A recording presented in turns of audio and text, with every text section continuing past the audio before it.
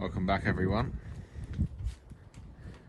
As you can see, we've now got a digger or an excavator. KUBOTA KX080-4. I got this about a month ago, just over a month ago. There was quite a big scratch along the counterweight here. Stripped that all back and filled it all in. Repainted the back end, all the undercarriage. Put some plastic restorer on the bonnet.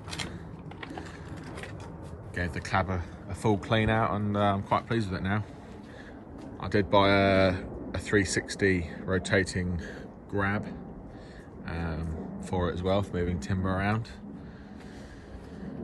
So today you're going to see me unloading an Arctic lorry of wood.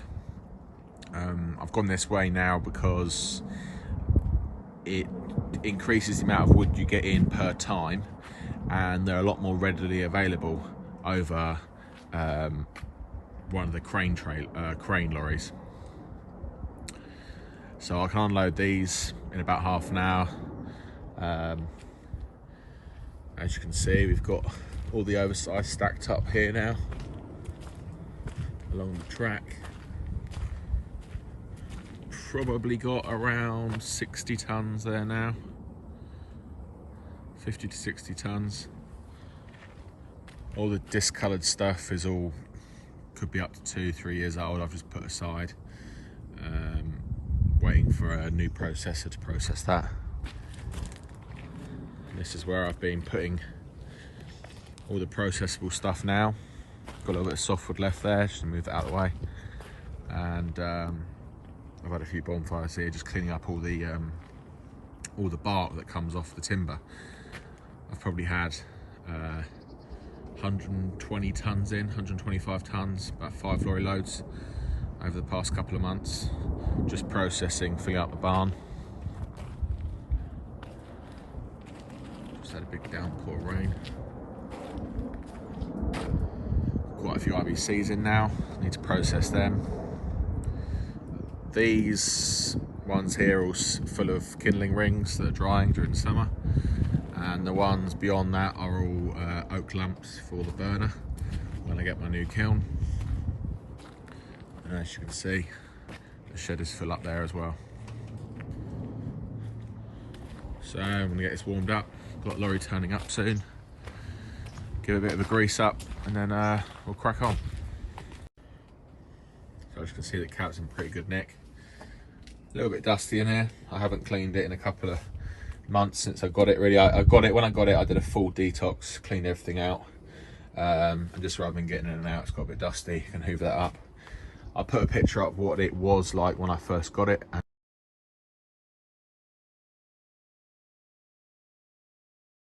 and then a picture when I finished cleaning it. It's amazing what you can do. This machine's got 3,700 hours.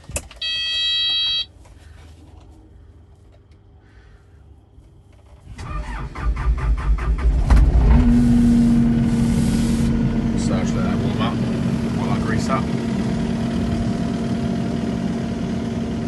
Really impressed with the strength of this machine. It's an 8-ton machine. The grab itself weighs 500 kilograms, but it's just amazing what it can still pick up at full reach.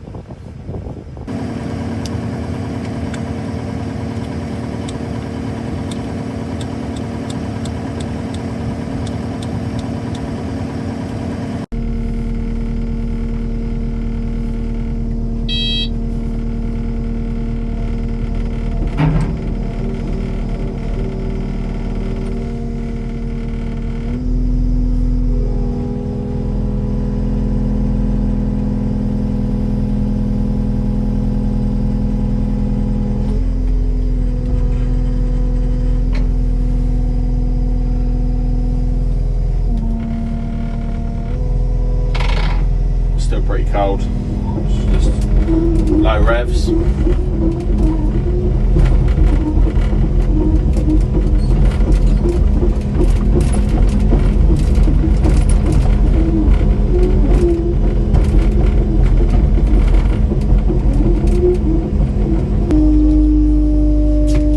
Find a better way of securing you guys.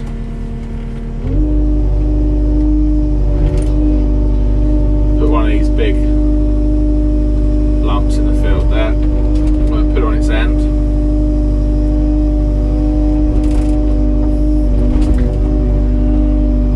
And that will just be the stand for my camera.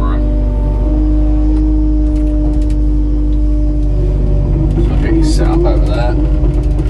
What I do is I get the lorry down the track here, and he turns around the yard, backs in a gap near the IBCs, and then he will come and park here forward facing, so he's ready to go out.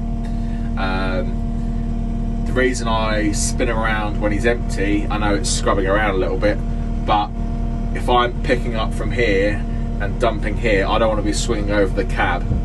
So if he parks the cab up forward facing, I'm only emptying over the back, and as I go forward I'm emptying over the trailer until the last one, and then I'm still emptying over the trailer. I don't empty over the cab in case one falls out. It has just rained quite heavily, so with ash, when it gets rained on, sometimes it just becomes so slippery, it's like it's made of ice. It just, all the moss on it and the bark, it just seems to get so slippery.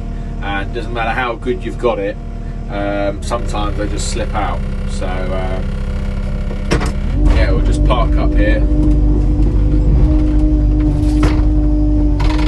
As you can see, I've got the aux set to about half on the computer, so I don't want it going too quickly, there's no point.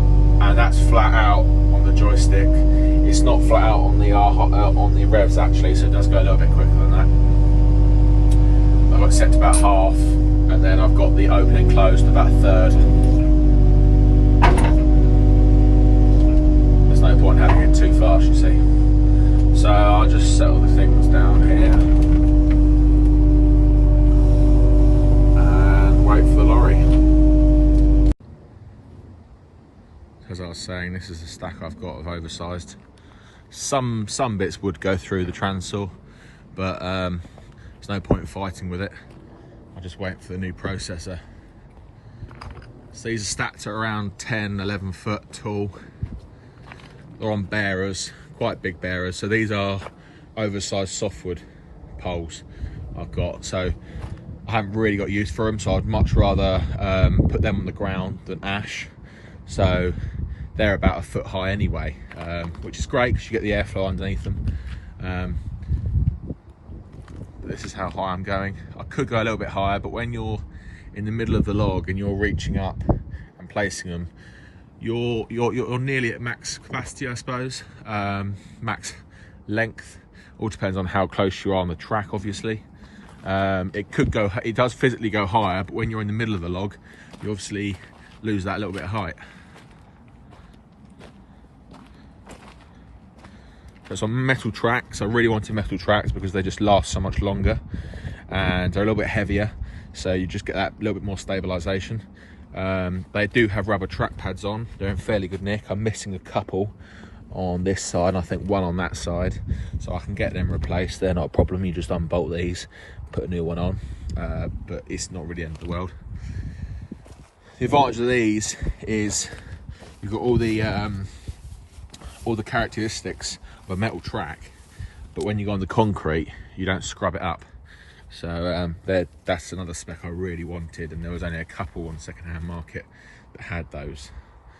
As I said, 3,700 odd hours. It's got its wear points. It's not tight, but it's really quite good for what it is. It was a hire machine. Pins are pins. I mean, I have actually bought new pins for this, for these two here. I did take this one out and it was absolutely fine. So the motor slot was in this one. Took that out, couldn't get the bushes out, so I needed to use the digger. I put it all back together. I put shims in either side, which has actually helped massively. It really wasn't that bad at all, but I'm probably going to change this one and keep the other one as a spare. I think, you know, if I keep these greased up, they're going to last me out anyway. But I think it was more sideways play like this than actual play in the pin and bush. So as I said, I've just put spacers in here and that's done the actual job. But everything else, all these pins up here are all tight. All the rest of the pins are tight. There's a tiny play on the kingpin, but I've packed it with grease now and it's tightened up a little bit. You know, it is what it is. If it gets really bad, that's something I can replace, but it's absolutely fine. It's got a bit dirty now, but I did give this all a coat of paint as well. You can see the back end's looking nice.